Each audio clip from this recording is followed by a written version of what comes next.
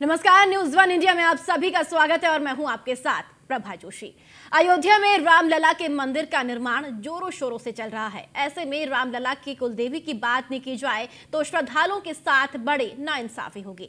जी हां, अयोध्या की प्राचीन माता बड़ी देवकाली मंदिर श्रद्धा का एक बड़ा केंद्र है, जहां देश के कोने कोने से श्रद्धालु विशेष रूप से नवरात्रि में माता के दर्शन करने पहुंचते हैं। मां बड़ी देवकाली को भगवान श्री राम की कुलदेवी के रूप में भी जाना जाता है। नमस्कार, आप देख रहे हैं न्यूज वन इंडिया। मैं हूं आपके साथ दीपिका ओझा। 22 जनवरी जैसे जैसे नजदीक आ रही है वैसे वैसे अयोध्या नगरी में उत्साह बढ़ता जा रहा है। लेकिन 22 जनवरी से पहले कई ऐसे दिलचस्प किस्से हैं जो हम आपको अपने कार्यक्रम के जरिए साझा कर रहे हैं। तो चलिए आज हम आपको एक ऐसे ही मंदिर की तस्वीरें दिखाते हैं और इसकी कहानियों के बारे में बताते हैं।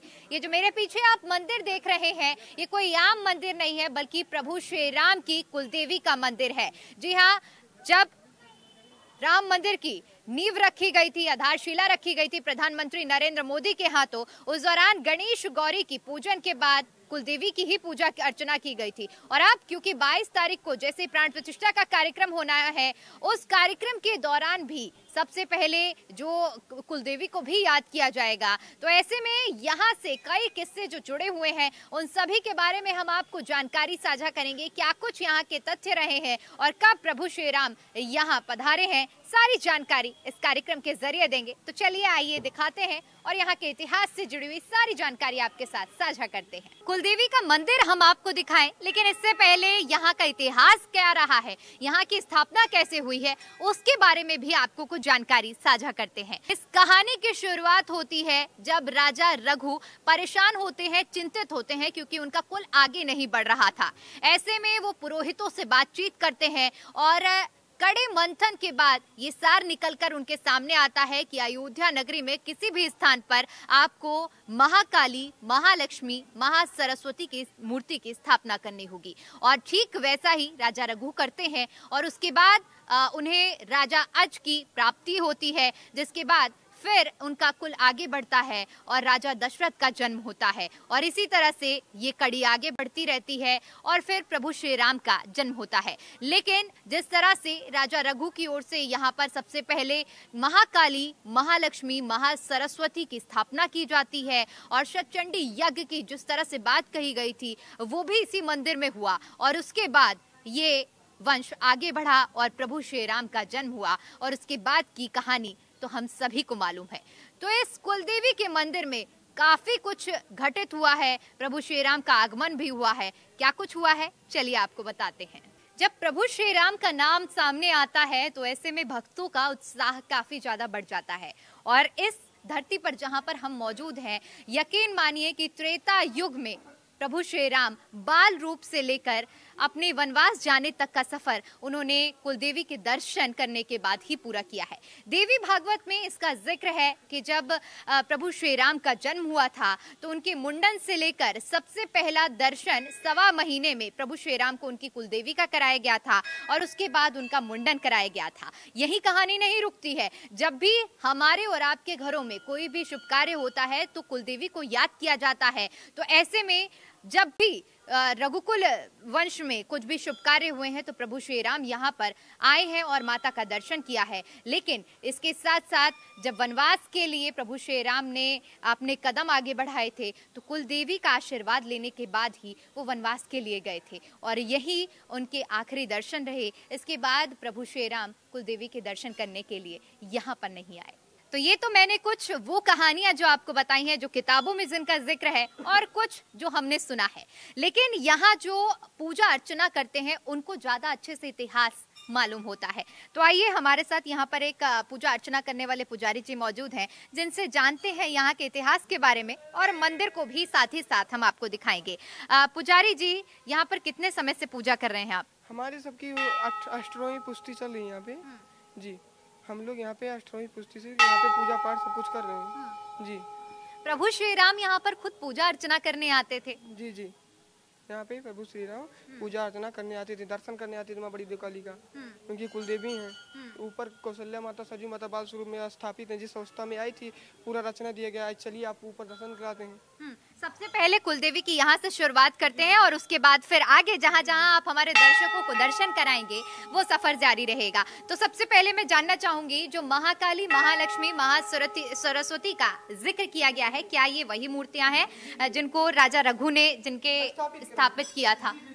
तो आप देख सकते हैं कि आमतौर पर महाकाली, महालक्ष्मी, महासरस्वती पिंडी स्वरूप में होती हैं, लेकिन ये मूर्ति के स्वरूप में यहाँ पर स्थापित हैं। और दर्शन कीजिए, ये प्रभु श्री राम की कुलदेवी हैं, तीनों स्वरूप यहाँ पर हैं।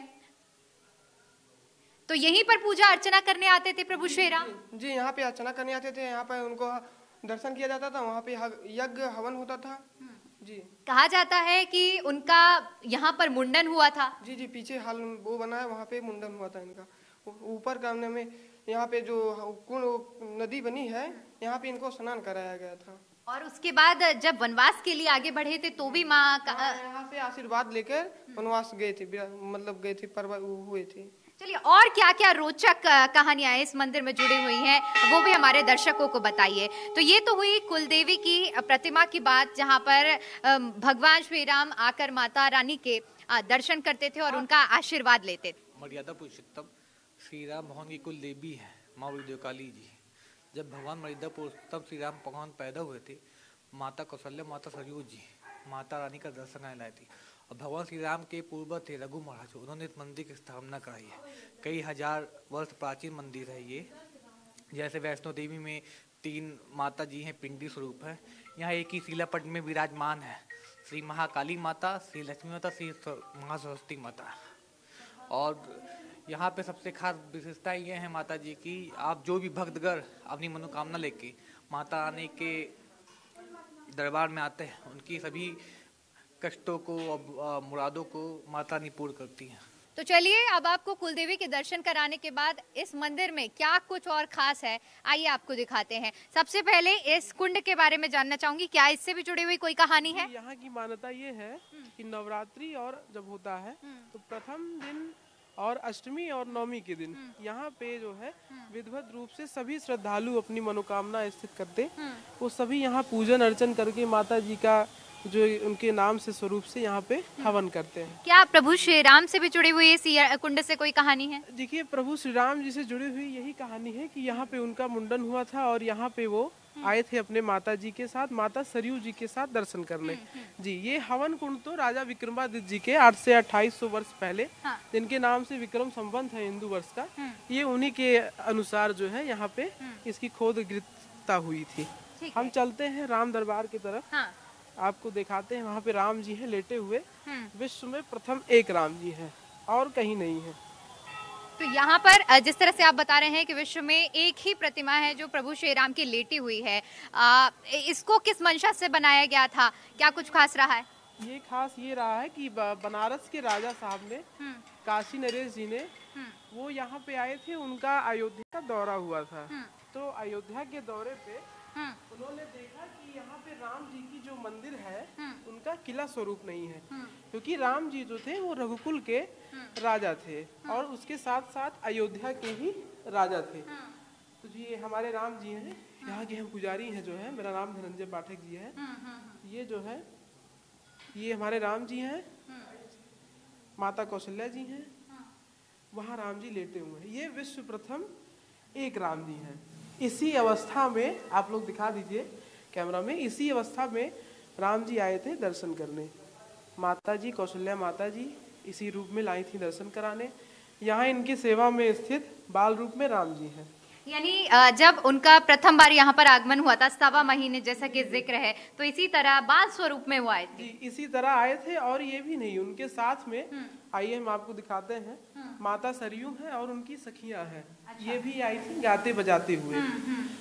हमारे पूर्वज कहते हैं, हमारे जो पूर्वज हैं उनका ये कहना है कि माता सरयू और उनकी जो 8 सखियां हैं, वो सरयू जो नदी है हम लोग की, बहुत जान लीजिए कि वहाँ से जो है ये उद्गृत होके आई थी कि हमको राम को दर्शन कराना है। और यहाँ पे राम जी के सभी, मतलब उनके बाल समय का, वनवास से बहुत पहले तक का सभी यहाँ पे जो है जीवन शैली यहाँ पे उनकी दी गई है। उनका काल जो दिया गया है, यहाँ पे तीनों माताएं बैठी हैं, वहाँ पे राम जी जो है लेटे हुए हैं।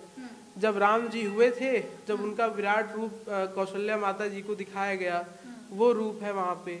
ये है, ये देखिए राम जी हैं यहाँ पे बाल स्वरूप में, ये यहाँ पे विष्णु जी हैं, ये कौशल्या माता हैं और ये इनके चारों भ्राताश्री हैं। ये है राम दरबार।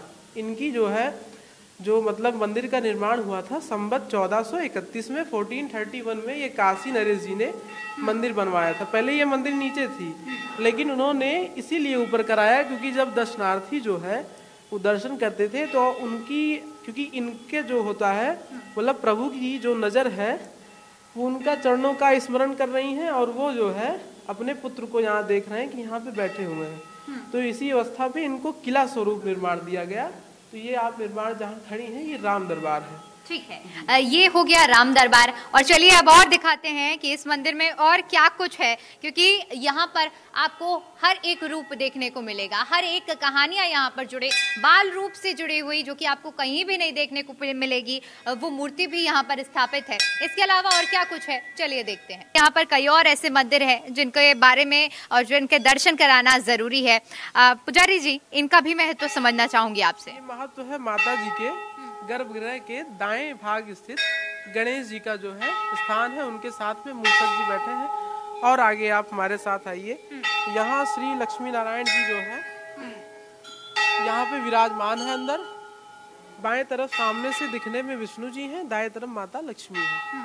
और आगे आप आइए, ये अष्टभुजी मंदिर है। अष्टभुजी इसीलिए है क्योंकि इस मंदिर की नींव में अष्टभुज का इस्तेमाल हुआ था। सामने हनुमान जी हैं, सामने दुर्गा माता जी हैं और जो बाएं तरफ हैं ये अष्टभुजी माता जी हैं।